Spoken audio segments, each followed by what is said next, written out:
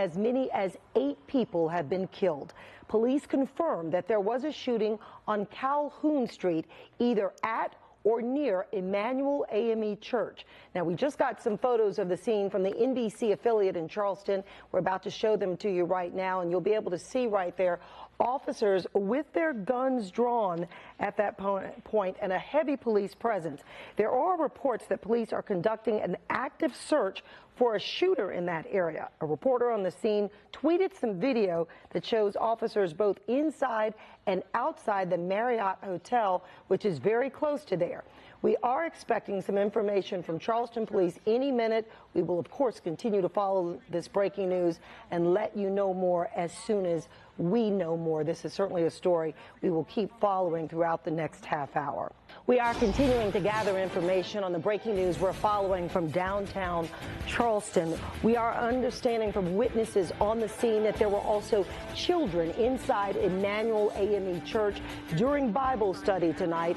Someone went in, began shooting, and we believe at this point at least 8 people are dead, several others injured. We've been told that all of the ambulances have left the scene. However, there is still a helicopter flying over this scene in downtown Charleston. Police do tell us an active search is underway, although we have seen them take one man into custody. The NBC affiliate there describing that man as a suspect. We'll keep gathering more information. We're back with more in just a moment. Right now at 4:30, we are following breaking developments in a deadly church shooting in Charleston. This is a tragedy that no community should have to experience. The search is on for the gunman behind what police are calling a hate crime. Good morning and thanks for joining us for NBC Charlotte News at 4:30. I'm Brooke Katz. We want to give you a live look right now at the scene outside of Emanuel African Methodist Episcopal Church, which is located in downtown Charleston. You can see still a very active scene out there right now. Police still searching for the gunman there. Here's what we know so far. That shooting happened just after 9 Wednesday night when police say a man walked into the church and started shooting. 8 people died inside of the church. 1 person died at the hospital. Police believe this is a hate crime. They are still searching for the gunman. The FBI now aiding in that investigation. A South Carolina legislature leader says one of the people killed in that shooting, longtime state senator and pastor Clementa Pinckney. Officials say it is not clear whether he was specifically targeted. Police searching for that gunman behind the deadly shooting at a historic black church in downtown Charleston. Just moments ago, police wrapped up a press conference with new information. NBC Charlotte's Rachel Roller is in Charleston and joins us live with the very latest. Rachel. Brooke, it's been an extremely emotional scene out here all through the night and into the morning. Police are starting to remove the barricades on Calhoun Street, but as you can see behind me, the intersection of Meeting Street and Calhoun is still completely blocked off through traffic. Now, we're learning that 9 people died last night in this senseless shooting that took place at a church just past Meeting Street, right behind me, as you can see right there. We're told that 8 people were found dead in the church.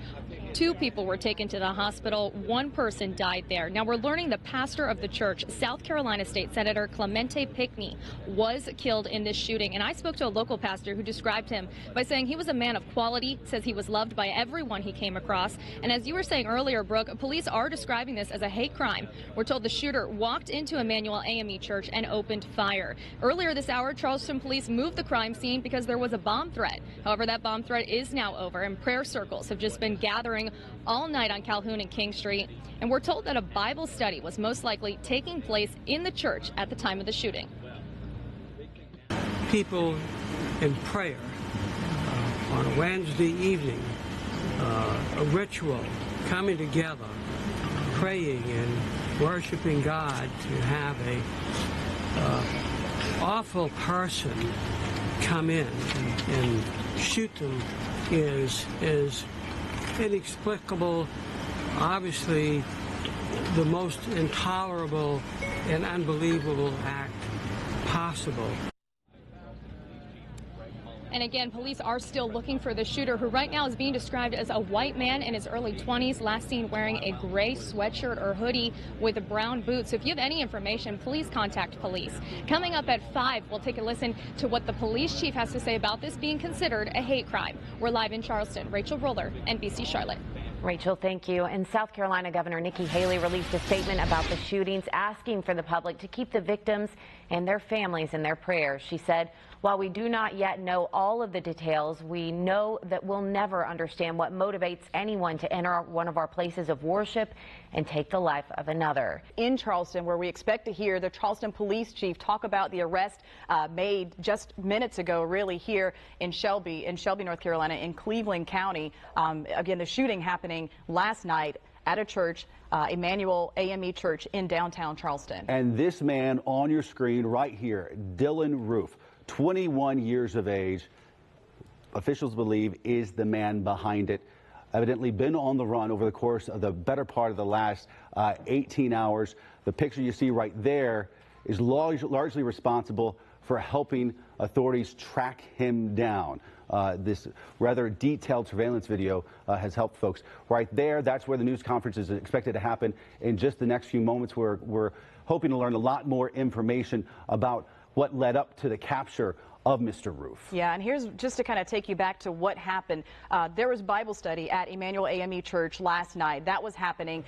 Police say Dylann Roof actually walked into the church, sat down for about an hour before firing those shots. 9 people were killed, 3 men, 6 women, including a state senator and pastor of the church. Clemente Pinckney was among those who died. They have not released the names of some of the other victims at this point, but just scary to know how this all unfolded, and certainly unsettling for folks to hear this information, and then now to know at least he has been arrested. But again, we're finding out he's been arrested here in Shelby, North Carolina, although he may be from the Columbia area. And of course, this happened in Charleston, South Carolina. It'll be interesting to see exactly what brought him up to the Shelby area, and hopefully we'll be learning some information about that. We're also expected to hear from President Obama about this case. Speaks to the volume of how much this story has really shaken the nation. We know even Savannah Guthrie, even en route down to Charleston, even as we speak to help cover this case. Thank you, Mr. Mayor, and I want to certainly thank the mayor for he's always had great leadership, but during times of struggle, he steps up even more, continues to make Charleston proud, and I continue to appreciate your friendship and your partnership.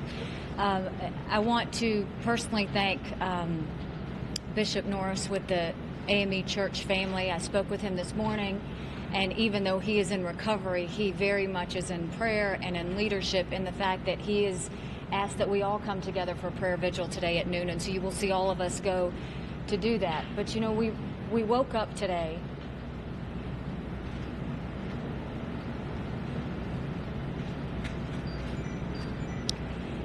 and the heart and soul of South Carolina was broken. And so we have some grieving too.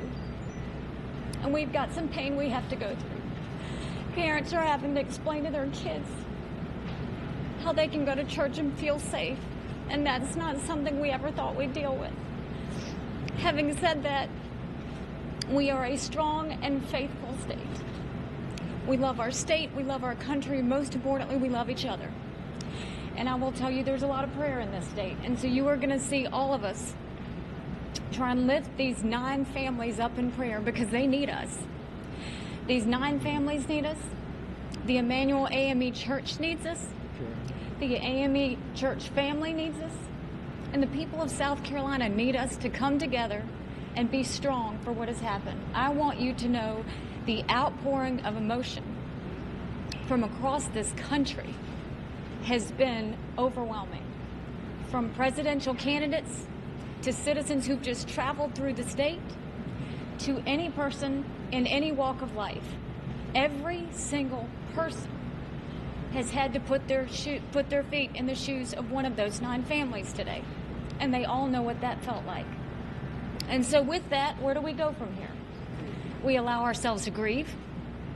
We allow ourselves to pray. We allow ourselves to question why this happens. And then we allow ourselves to heal.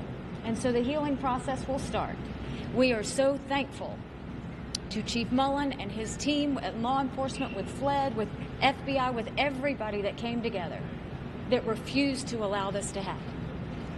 I have never seen, when we were going through the command center, such passion and personal willingness to want to make sure they brought this person home.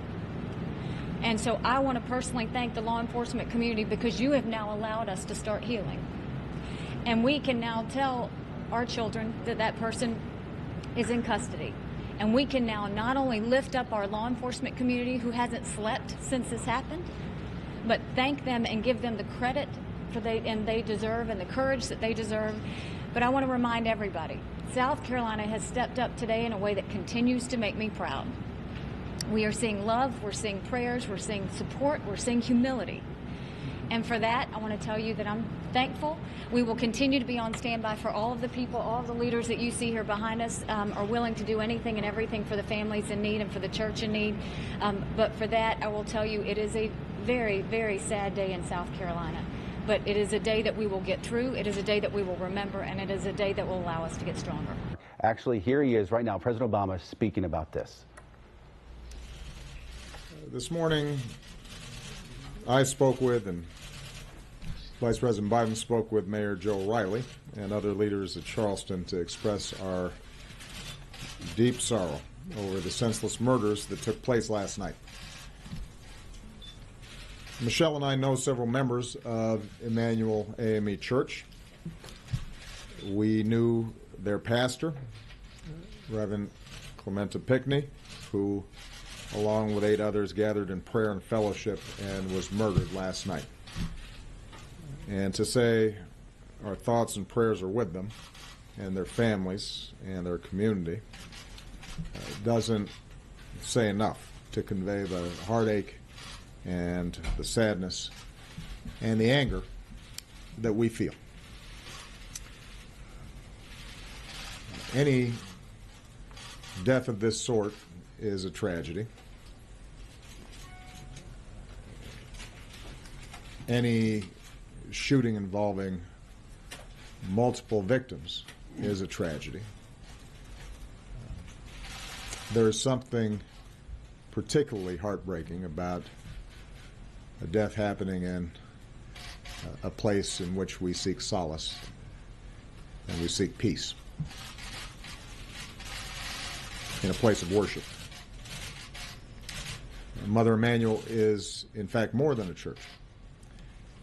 This is a place of worship that was founded by African Americans seeking liberty. This is a church that was burned to the ground because its worshipers worked to end slavery. When there were laws banning all black church gatherings, they conducted services in secret. When there was a nonviolent movement to bring our country closer in line with our highest ideals, some of our brightest leaders spoke and led marches from this church's steps. This is a sacred place in the history of Charleston and in the history of America. The FBI is now on the scene with local police, and more of the Bureau's best are on the way to join them. The Attorney General has announced plans for the FBI to open a hate crime investigation.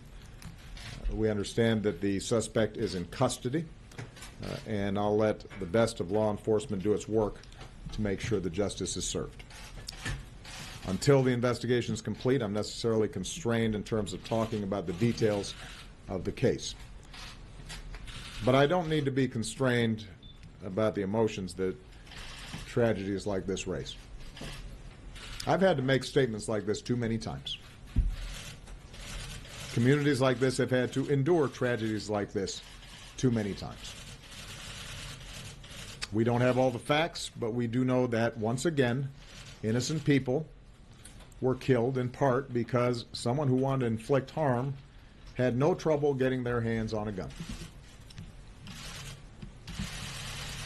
Now is the time for mourning and for healing. But let's be clear. At some point, we as a country will have to reckon with the fact that this type of mass violence does not happen in other advanced countries.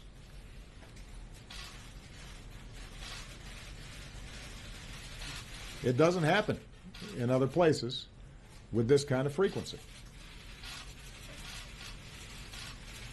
And it is in our power to do something about it. I say that recognizing the politics in this town. foreclose a lot of those avenues right now. But it'd be wrong for us not to acknowledge it. And at some point, it's going to be important for the American people to come to grips with it. And for us to be able to shift how we think about the issue of gun violence collectively. The fact that this took place in a black church obviously also raises questions about a dark part of our history. This is not the first time that black churches have been attacked. And we know that hatred across races and faiths pose a particular threat to our democracy and our ideals. The good news is I am confident that the outpouring of unity and strength and fellowship and love across Charleston today, from all races, from all faiths, from all places of worship, indicates the degree to which those old vestiges of hatred can be overcome. That certainly was Dr. King's hope just over 50 years ago, after 4 little girls were killed in a bombing in a black church in Birmingham, Alabama. He said they lived meaningful lives and they died nobly. They say to each of us, Dr. King said, black and white alike, that we must substitute courage for caution. They say to us that we must be concerned not merely with who murdered them, but about the system, the way of life, the philosophy which produced the murderers. Their death says to us that we must work passionately and unrelentingly for the realization of the American dream. And if one will hold on, he will discover that God walks with him and that God is able to lift you from the fatigue of despair to the buoyancy of hope and transform dark and desolate valleys into sunlit paths of inner peace. Reverend Pigney and his congregation understood that spirit. Their Christian faith compelled them to reach out not just to members of their congregation or to members of their own communities, but to all in need. They opened their doors to strangers who might enter a church in search of healing or redemption. Mother Emanuel Church and its congregation have risen before, from flames, from an earthquake, from other dark times, to give hope to generations of Charlestonians. And with our prayers and our love and the buoyancy of hope, it will rise again now as a place of peace. Thank you.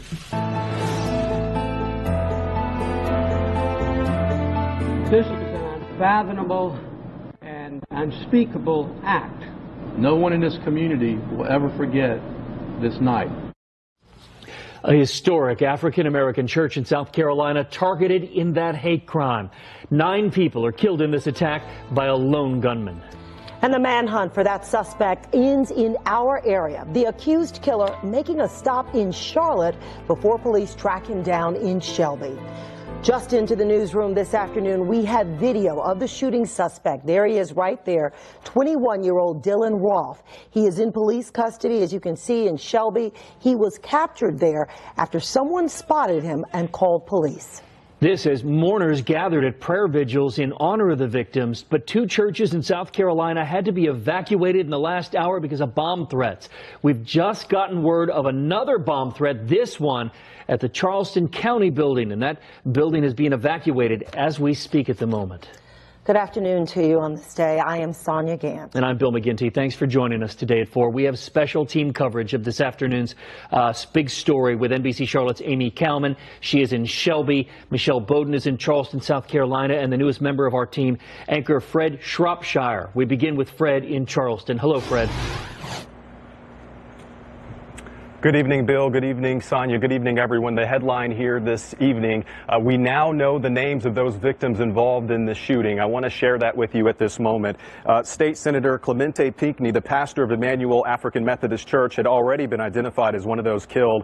Now we know that Charles County Coroner Wooden said that Thursday the others had been identified as 54-year-old Cynthia Hurd, Tawanza Sanders, 26 years old, Sharonda Singleton, and Myra Thompson, both 59 years old, Ethel Lance, 70, Susie Jackson, who is 87 years old, and Reverend Daniel Simmons Sr., and DePayne Middleton, who was 49 years old. This is just a tragic story, the tragedy and the emotion palpable throughout. I'm standing just a couple of blocks from that church, the nerve center of all of the emotion. It is surrounded by crime scene tape at this hour where police are piecing together this case. The good news, if you can gather any from this, they are no longer looking for gunmen. We've arrested Dylann Roof, R-O-O-F, from Lexington, South Carolina. Approximately 30 minutes ago, he was arrested in Shelby, North Carolina, during a traffic stop. Police say 21-year-old Dylann Roof was captured in Shelby, North Carolina after an overnight manhunt that spread across 2 states.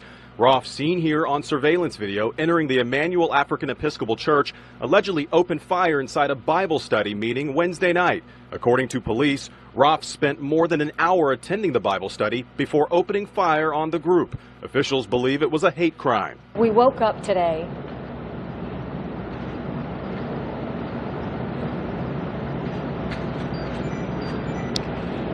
and the heart and soul of South Carolina was broken.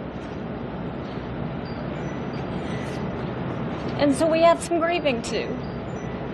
And we've got some pain we have to go through. Parents are having to explain to their kids how they can go to church and feel safe. 8 people were killed at the scene. 1 victim later died at a nearby hospital. Among those killed, the famed church's pastor and a South Carolina state senator, Clemente Pinckney.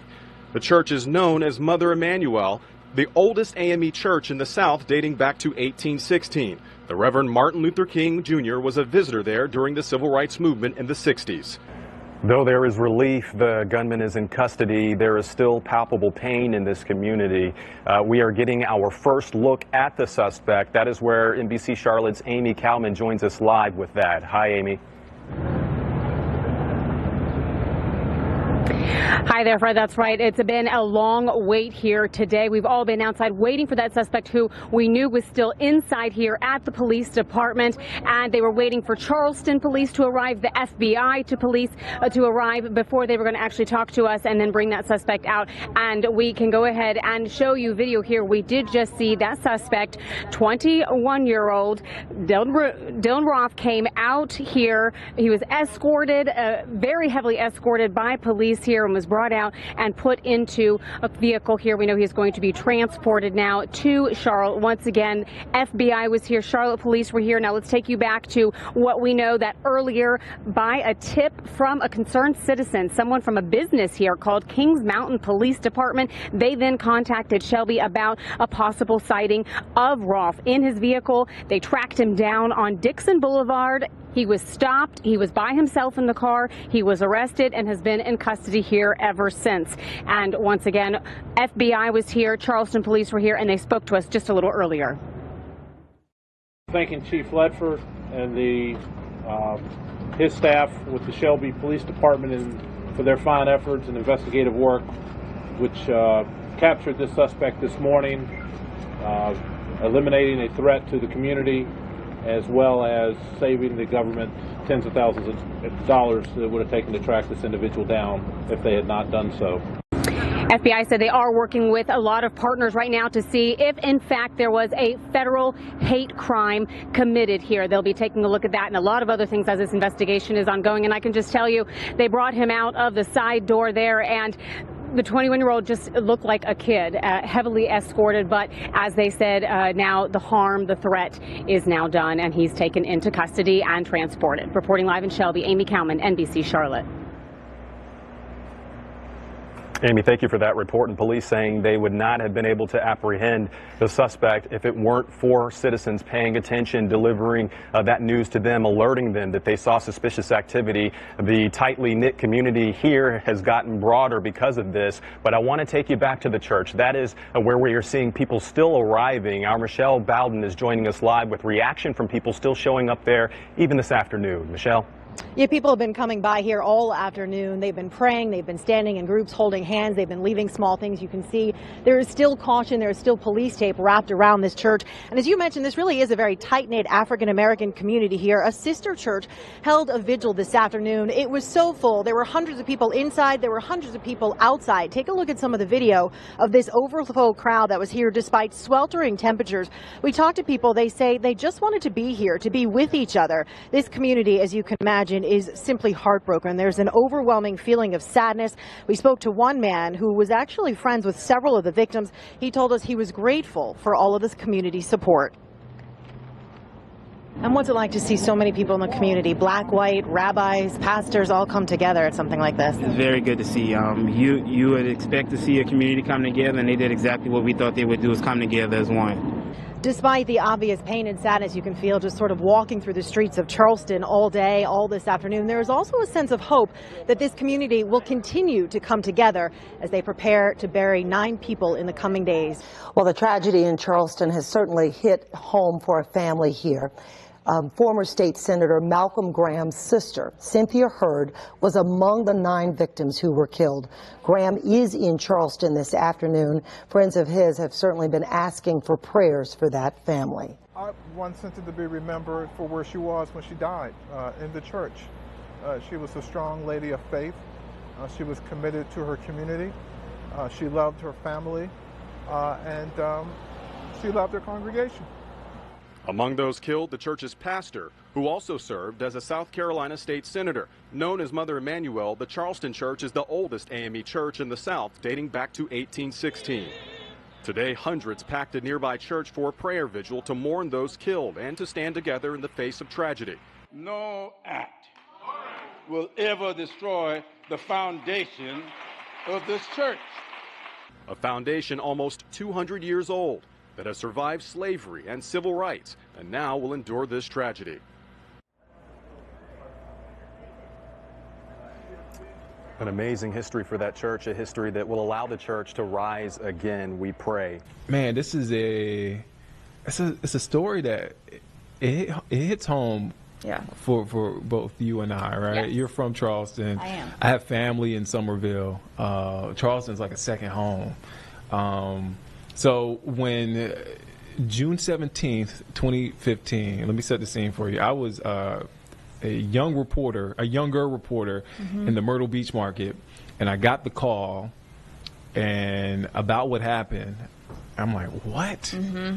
So I called my family, I called my brother who's in Somerville, and I'm like, don't go anywhere. This is what happened. And so let me lay out what happened. So this June 17th, will mark 10 years since the Charleston church shooting, which claimed the lives of 9 people that attended a Bible study at Emanuel AME Church, also known as Mother Emanuel. Among those victims, Cynthia Graham Hurd.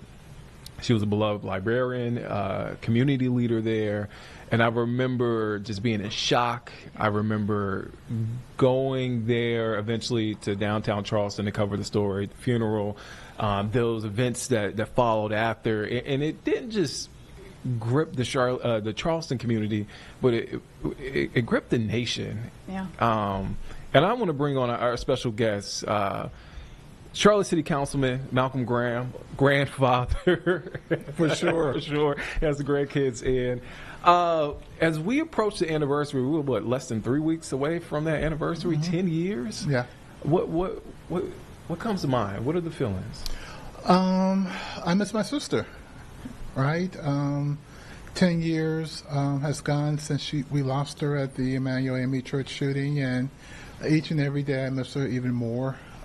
She was personable, sharp, candid, a community leader in Charleston. She didn't run for public office, but she chaired the Housing Authority Board of Directors, cared about affordable housing gentrification, 31-year employee of the Charleston County Library System. Wow. Worked at night for 16 years at the College of Charleston as their night librarian. And role model, big sister, and political advisor, just my rock. My mother died when I was 21, so Cynthia not only served as a big sister, but also as a mother figure. And so 10 years passed, I miss her even more, and we celebrate her life. We don't dwell on how she died. We know how she died. We celebrate who she was and who she loved and things that she cared about. And you know, the library in Charleston is now named after her, the Cynthia Graham Hurd St. Andrews Regional Library. The College of Charleston highest academic scholarship is named after her, the Cynthia Graham Memorial Fund. And the University of South Carolina, where she received her master's degree in library science, has an anonymous donor donated well over $200,000 for a master's degree for African Americans who wants to be a librarian in her name. And so Cynthia used to joke with me all the time that I was the most famous person in the family because of my political pursuits, ran for Congress, served in the state Senate, did some other stuff, right? But certainly in her death, she's the most famous person in our family, and we're proud of her. Oh, man. And I should have led with Malcolm Graham, the brother of Cynthia Graham Hurd. Take me back from the beginning. So from Charleston, what does Charleston mean to you? And what was that like growing up with Cynthia in Charleston? Yeah, born and raised in Charleston on Benson Street between Hugie and Congress. Okay. Went to James Simmons Elementary, the whole high school of Charleston. I came to Charlotte on the tennis scholarship, so I played lots of tennis tournaments in the Charleston area at the Jack Adams Tennis Courts on Congress Street near the Citadel Football Stadium. Cynthia was my big sister by 5 years. I'm number 6 of a family of 6 children to Henrietta and Melvin Graham. Oh, wow. Emanuel was a part of the fabric of our life, right? My mom went to Emanuel. My grandmother went to Emanuel. They both sung in the choir. My siblings and relatives all went to Emanuel. My big sister Jackie got married there. I found the Lord there, said Easter speeches there. My father and my mother are buried in the graveyard there. Now Cynthia is as well. And so her death was shocking because not only did it happen in Charleston, but it happened in the place that we knew very, very well. And that church, if you're not familiar, it's on Calhoun. That's Calhoun Street, right? Yeah, which is kind of crazy, right? Yeah. 110 Calhoun Street, this progressive African-American church, black church, Calhoun Street, John C. Calhoun, who was a racist, who was a member of the Klan, who wanted black folks to be dealt with and serve as cattle, right? And so all over Charleston, you got this history everywhere. You have so many reminders in downtown Charleston, all over Charleston, quite frankly, of the horrors of slavery and racism. Yeah, for sure. But that church is like the fabric of that community. Yes. I just passed that church. I was in Charleston last month for the Cooper Ridge Bridge run. You ran it? I ran it. Okay. I made it. I did. I did. But I got a chance to pass that church, and every time I'm in that area, I pass that church, I get chills because I just remember. I just go back to that time. Yeah, it's and you know, I wrote a book. Yeah. The Way Forward, and we talk about growing up in Charleston and what the church meant to me and my family, and how Charleston is so historic. I mean, it's hard to find a bad meal in Charleston. Right. If you love history, history's everywhere. If you love water's everywhere. It's a great city with the interesting past, right? Yeah. My mom would call Charleston nice, nasty, right? Nice on the outside, but then when you start peeling away from it based on its history, some unpleasantries with the community. 10 years ago, Charleston past became its present, right, with the killing of Cynthia and 8 others. We don't talk about that 5 other people survived the shooting that were there in the room. Polly Shepard, Felicia Saunders, the wife of Reverend Pinckney, her 2 kids, Felicia Saunders' grandkid. They were all in the room or in an adjoining room that survived the shooting. And, you know, when you talk about Charleston and the history of racism and slavery, etc., that night, its past became its present. That moment in time, you mentioned Senator Pinckney, Reverend Senator Pinckney. Senator Pinckney. Yeah, State Senator Pinckney. I remember covering that funeral, and it's one of those moments that you just is etched in your mind forever, because everybody was dressed in all black, and it was so hot out there. So many people. That service was a beautiful. It was a long service. It was a long service. I think we were waiting for President Obama to get there. We were. What do you remember from that day? It was crazy, right? Reverend Pinckney I knew because he was the state senator in South Carolina. I was a state senator in North Carolina. Obviously, when I would come home, I would go to Emanuel, I would see him, so I knew him as well. Surreal, him being gone, thousands of people there honoring him, the President of the United States there. Leaders in Congress. Leaders of Congress, everyone was there, sung this amazing choir that sung the Old Ship of Zion. Remember that song? I remember, the president gave such a eulogy and then sung Amazing Grace. And then Cynthia Graham Hurd found that grace. Funny story, I ran for the U.S. Congress. And Cynthia helped me with all my campaigns. And so she said, I'm going to help you get to Congress because obviously I want you to win. But if you win, I might get a chance to meet Michelle and Barack Obama. Unfortunately, we lost that campaign to Alma Adams. We came in second. So she didn't get the opportunity to meet them in life. But she met them in death because after he sung Amazing Grace, he and Michelle met with me and my family for well over 45 minutes and talked to us about Cynthia and about a wide variety of issues. Obviously, he mentioned her name when he said Cynthia Graham found that grace after he sung Amazing Grace. And so while she didn't get the opportunity to meet him in life, she met him and Michelle in death. I told the president, said, well, all due respect, she was more interested in meeting Michelle than you. And he said, well, I get that all the time. Right? So you're not offending me. I've heard it before. So it was, and that night was the first night we actually saw Cynthia in death as a family. We went right from the president meeting with us to Fielding's funeral home, where we actually were able to be with Cynthia and comfort her in death and see her for the first. It's just, it was a long day. Oh man, you've done so much work to honor her legacy with the foundation. What was that period? How long was that period from grieving to going out to, okay, I got to do something? And to remember my sister. It was immediately, right? So it wasn't a long period? No, it was immediately. It was immediately. I was at home watching the news. Unwritten rule in my household. I'm a political creature. My wife is not. No CNN, no MSNBC, no Fox News in the bedroom. And I'm there breaking the rules, 9 o'clock at night. Breaking news, CNN, shooting in Emanuel AME Church, 9 fair dead. And I called Cynthia. Cynthia was my touch point, Charleston. Something like that happening in Charleston at the church. She would kind of know what was going on. So I called her, and obviously she didn't answer. And about 35 minutes went by.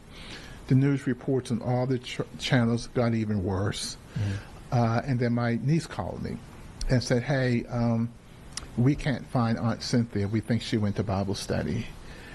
And then right then you get this sickness feeling in your stomach that something bad had occurred. About an hour went by, 2 hours went by, no call from Cynthia.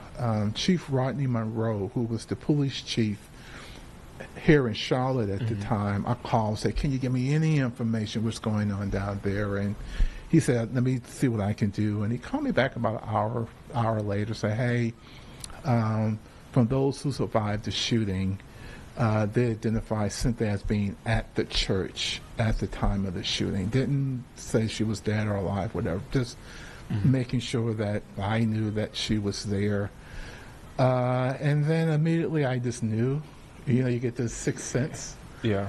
And immediately when I saw her that night for the first time after Obama's speech, I was like, I'm going to be your voice. I'm going to be your advocate. At that point in time, people were saying that they forgave, right, the shooter. And I was like, no, we're not going to. It is too early to talk about forgiveness. We got to create what I call some healthy tension. There were some hard questions that needed to be asked, some more information that we needed to know. Did he act alone? Was this, I mean, just all those things that we needed to focus on other than the forgiveness of the killer. Right? And so immediately I wanted to be her voice. I was a different opinion from those who were saying we forgive. I'm like, no, we got some questions to ask. And so I began to be her advocate, about the naming of the library, which happened like 3 days after she was killed, right at the county council meeting. Being her advocate when they were talking about bringing down the Confederate flag, being her advocate at court, being her advocate that although she died with 9 others, she was her own person. She had her own space. She had her own family, right? So making sure that people remembered her. Not the Emanuel 9, I get it, but remembering Cynthia, right? And I continue to be her advocate for things that matter. And so, yeah, I mean, you just keep, like one of my favorite mottos is that we use about Cynthia and the foundation is keep the faith and do the work, right? Just focus on the work. And so it was the work of, you know, after Charleston, the library renamed, planning her homecoming service, planning the obituary, planning meeting with the President Obama.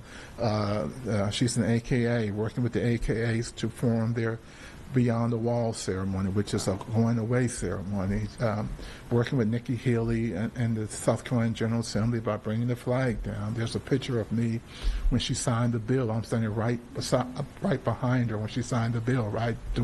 So I kept busy doing the work, being an advocate for not only her, but for a race of people, right? Because Cynthia would have said, although I died that night and 9 others died with me, 8 others died with me, the attack really was against a race of people, not just me and Reverend Pinckney or Sharonda Singleton. It was anyone who happened to be there and who happened to be black. So it didn't matter who they were, what their backgrounds were. The only thing that mattered that night was that they were there and that they were black. Dr. King said that when he gave the eulogy at the 16th Avenue Baptist Church, where 4 little girls were killed in a bombing, he said, pay little attention to the killer and more attention to the system that produced the killer. And so I use all that time is to try to work in my city council work, or my past life as a state senator or congressional candidate, is to try to fix systems so that everyone can feel that they're playing and working from an equal perspective. And as you can tell with this new administration, there's a lot of systems that we need to fix. The political system, where there's an attack on black history, an attack on diversity, equity, and inclusion, an attack on banning books, which Cynthia's library would be like crazy about. No, we can't do this. Focusing on education about what universities can do and what they can't do and what they can teach. The border, we should have immigration policies. I agree with that, but you can't allow 51 white Afrikaners to come to the country, and then you're kicking out all black and brown folks. And so we got to create an environment where healthy tension can exist, where we can kind of speak truth to power, and really begin to stand up for the rights of people. There's no denying that the the demographics of our country is changing, right? And we can't make America great by going back 40 years at a time wasn't so great for folks that look like me and you, right? And so we got to do the work. What would Cynthia say now? What do you think she would say now to the work that you're doing? And you know, you made that pact with yourself 10 years ago that you were going to keep her name alive. You're doing that. You continue to do the work. What would she say? She would say, keep the faith, do the work. Keep the faith, do the work. Keep the faith, do the work. And that's why I kind of wrote the book, The Way Forward, which talks about, okay, we know how she died, right? We're not going to focus on that. But what do we have to do as a nation, as a society, to move forward? What type of examples do we need to demonstrate to encourage everybody, black, white, rich, poor, young, old, that we're all in this together, that we're all going to die, that we all bleed red, and that somehow we got to kind of do the work. And that's why the book was so 10 years later for me to kind of put my personal feelings in writing. I'm an author that didn't bring a book to an interview should be penalized, right? I'm grabbing the grandkids, and I grab everything. You had your hands full. Their book bags, their raincoats, their 2-year-old's diapers. I got everything I need except the book, right? The book is the way forward, and it honors Cynthia by writing what happened from my perspective day by day. Gives a little history lesson about Charleston, and then it really focused on, okay, now what do we do? How do we move forward?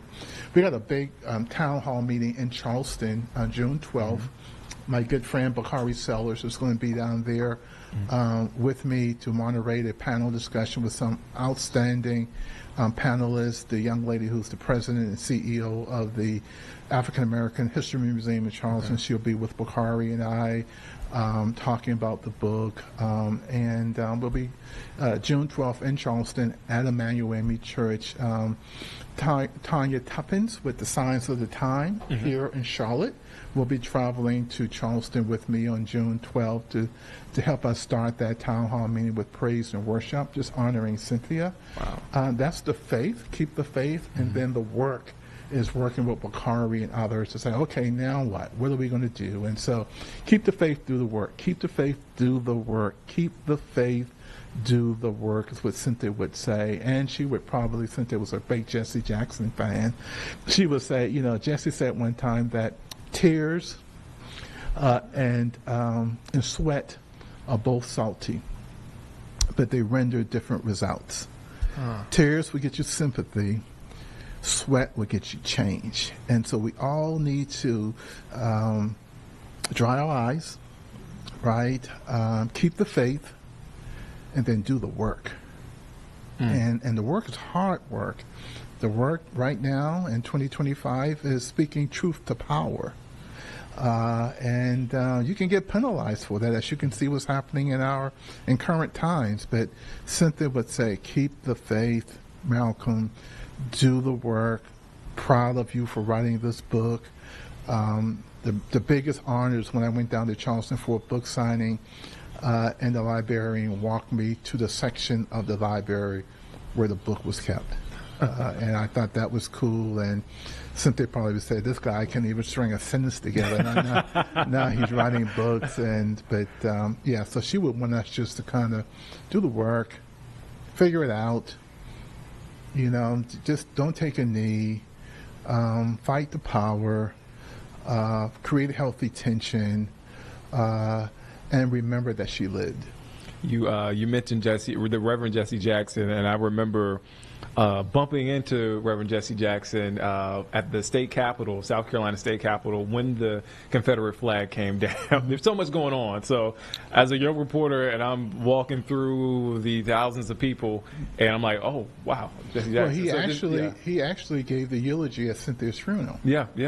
There was so much that happened during that time. I have a long relationship with Reverend Jackson.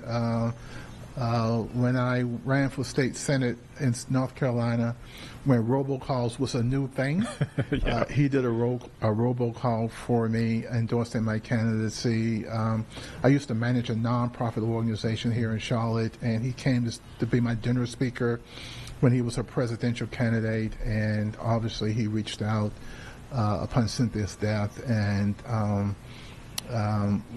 we invited him to share, and he did an amazing job putting in perspective of what happened then, things that he fought for, and what happened 10 years ago at Emanuel. Wow. Carlene, do you have a question? Carlene's a Charleston native, too. I am a Charleston. She's a Charleston girl. Charleston girl.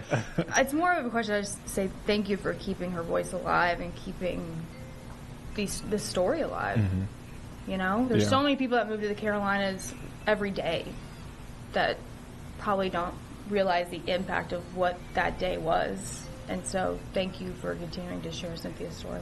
Well, thank you, Charlestonian. And it's and tears are good. Tears are good. I mean, it's been a minute, but just like tears are it good. Takes you right back to it. And You know, sometimes, you know, I remember one time,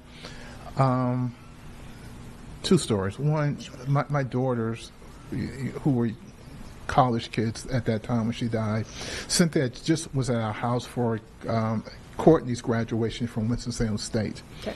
That May, and my other daughter was away at summer school at UNCG that summer when she died, and they said, "Daddy, we've never seen you cry."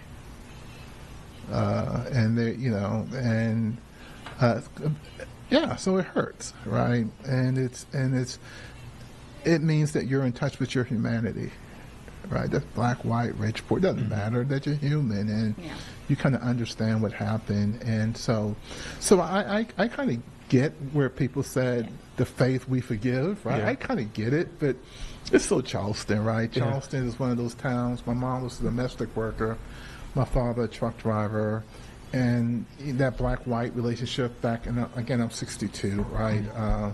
Back in when I was a high school kid was pretty sharp, right? And so folks would just want to just get along. Let's do what we got to do to get along. Let's not make any waves, right?